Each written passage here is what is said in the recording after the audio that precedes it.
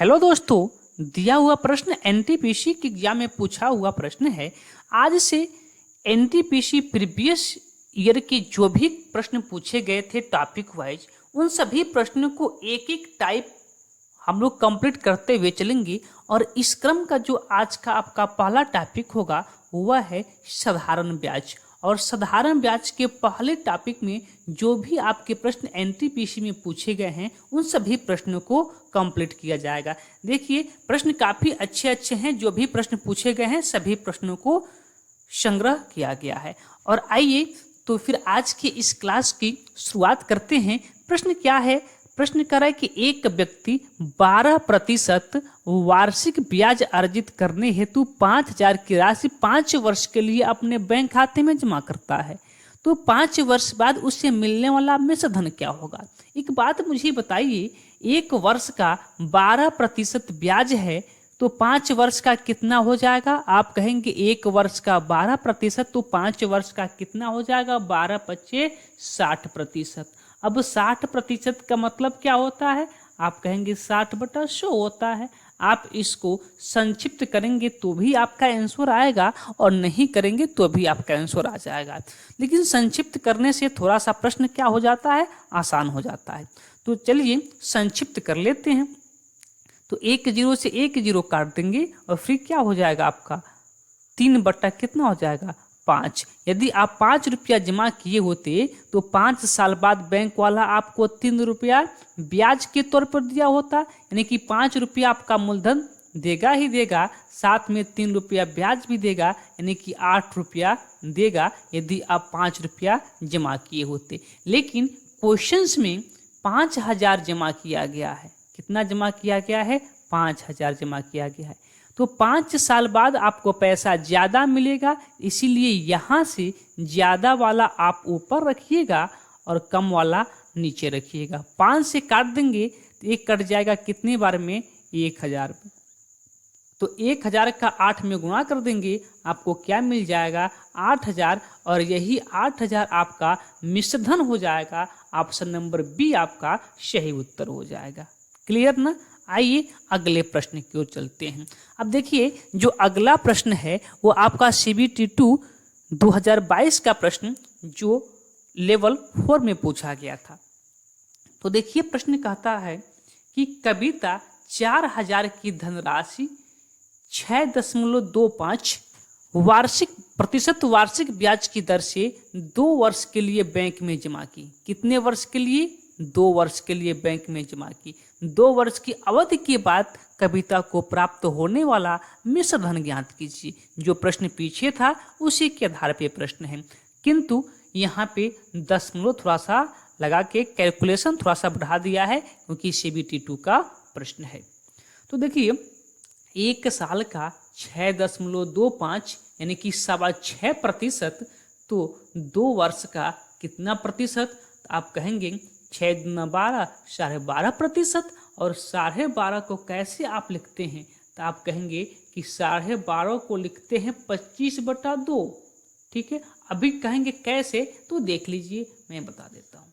12.5% को आप लिखते हैं 12 सही 1/2, यानी कि 12 दूना 24 और 24 1 25, यानी कि 25/2%।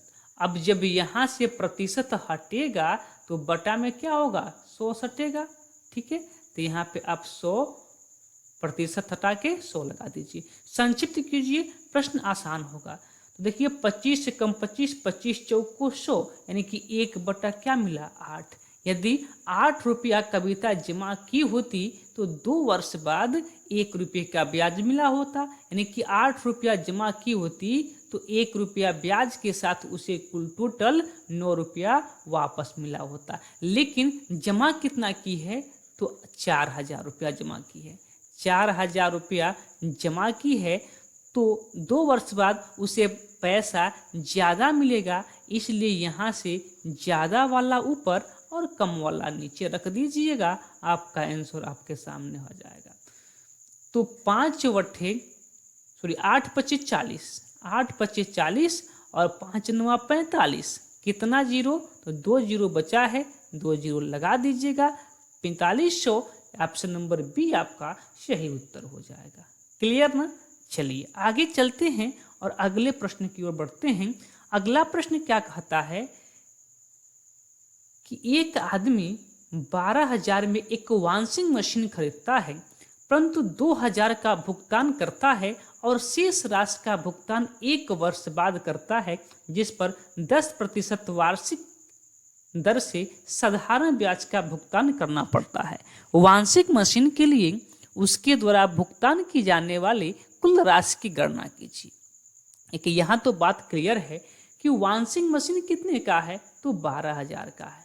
ठीक है, अब इस 12,000 में से 2,000 रुपया उसने क्या किया, तुरंत भुगतान कर दिया है।